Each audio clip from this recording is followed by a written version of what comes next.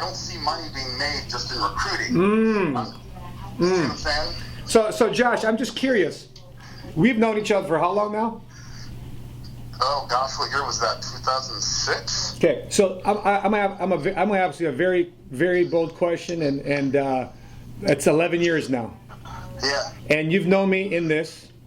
And let me ask you a question. Where do you think I stand with the company? Am I like just one of the guys, or am I a middle of the run guy? Where do I stand in the company? The biggest problem we have in educating the average and ordinary like myself is that we were taught in schools to be very good employees. We were taught in schools how to have what we call linear thinking.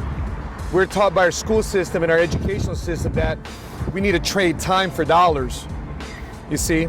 And so business-minded people, wealth-minded people, wealth-building mentality says, how do I not just make money initially, which is of course important, but how do I make money for the long term? How does the order? I mean, this is the thing. I'm totally not able to wrap my head around the way things work then, because this is where I think probably there's the disconnect that I need to find a way to connect, because until I do, it's just going to be a lot of, I feel like I get, asked to do a lot of things that I just, only because I have the skill level, but people are using my skill level to help them work through things, but then it doesn't, once I do what they think, Josh, stop it. Time out. You're doing a whole lot of talking. You're doing a whole lot of talking and not enough asking. Let me ask you a question. Okay. Do you want to get anywhere with the company? I mean, do you see yourself just continue handing out flyers and all that crap and stuff that really doesn't work in business? Yeah, but, I have no idea. I'm resorting to things I haven't done in a long time. Then why don't you ask?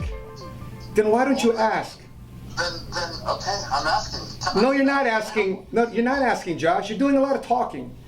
So if I'm asking myself better quality questions, I get to better quality answers.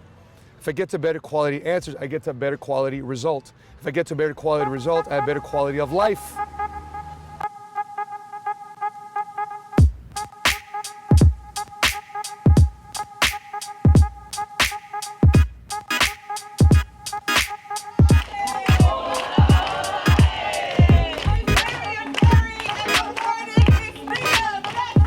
It's Saturday morning, it's cold. It was just 80 degrees yesterday, 40 degrees this morning.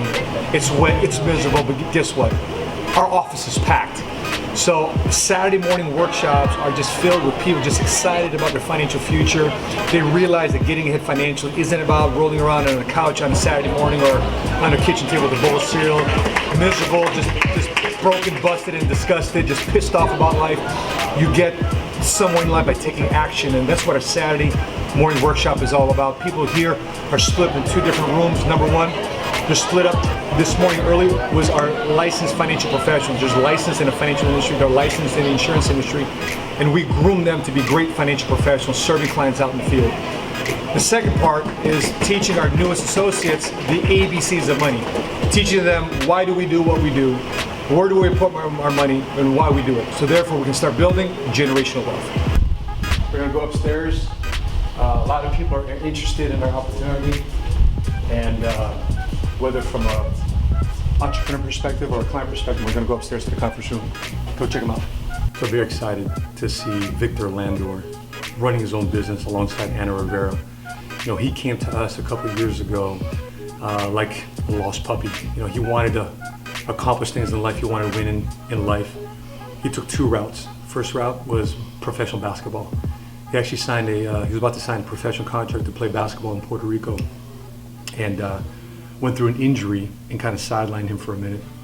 And so he decided to take a job temporarily with Chicago Public Schools. And being as it may, the Chicago Public School system, rocky finances, rocky budget, lays people off, and he was a casualty of those layoffs. So what does he do? He goes and gets a job, knows he wants to win in business.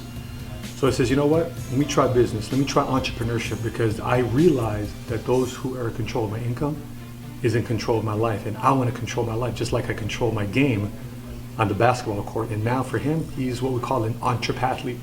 He's an entrepreneur and an athlete put together. That business is his new sport. Instead of the court, place where he expresses his talent, the boardroom is now his new playground. So I'm really excited about our Oak Park team led by Javier Hernandez and Lizette Garcia. You know, last year when we split off in 3 different ways. You know, we established Oak Park office. We had to move from across the way from the tower to our new building. And then Javier and Lizette decided to open up their own office in Oak Park, and Rudy and Royce are going to open up their office in Rosemont. And the reason why I was there in Oak Park is because I wanted to see their next wave of new people that they're mentoring, growing, and leading. And that's Priscilla Land and Nena Delgado. Now, the interesting thing about those two, they're sorority sisters, different generations, but Priscilla comes from the mortgage background, transitioned to the financial world, and she wants to get to the next level in her business. And I'm seeing the team that she's building, I'm seeing the team that she's developing, I'm seeing the people that she's influencing.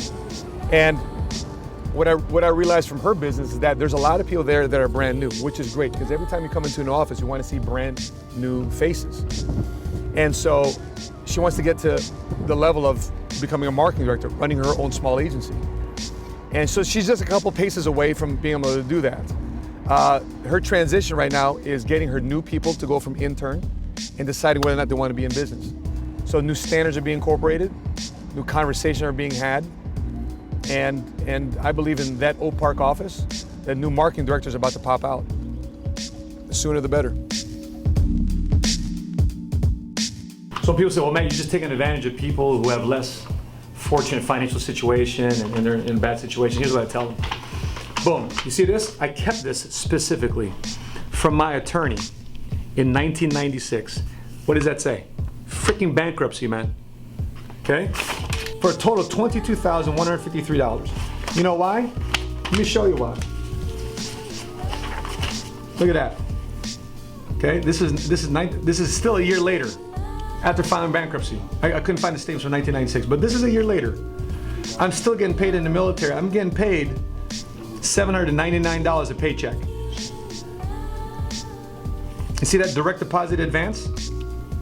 That direct deposit advance, because Wells Fargo was allowing me to take out another $200 because I was in direct deposit. Basically, I'm borrowing money from the bank to add to my account. Next paycheck, okay? $804. The only way I'm making extra money is I got the side job, direct deposit advance, customer deposit. I got a side job working at Jiffy Lube.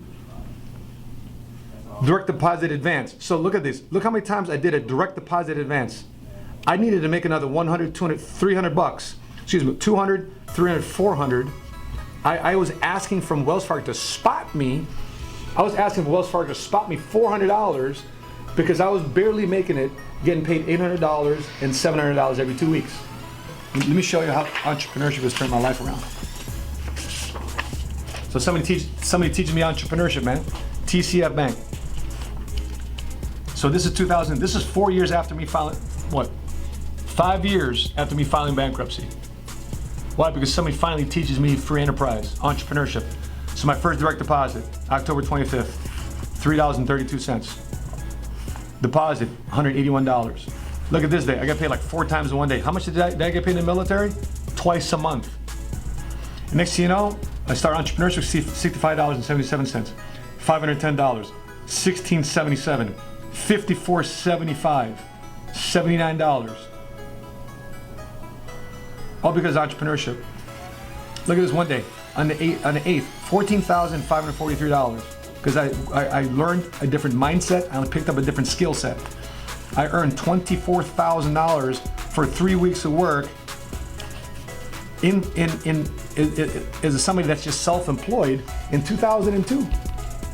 So before I turned even 30 years old, I made my first $1 million in sales and as an entrepreneur, using skills that were there, just needed to be refined.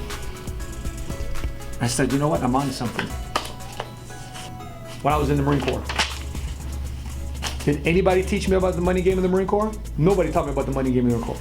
They taught me honor, courage, commitment.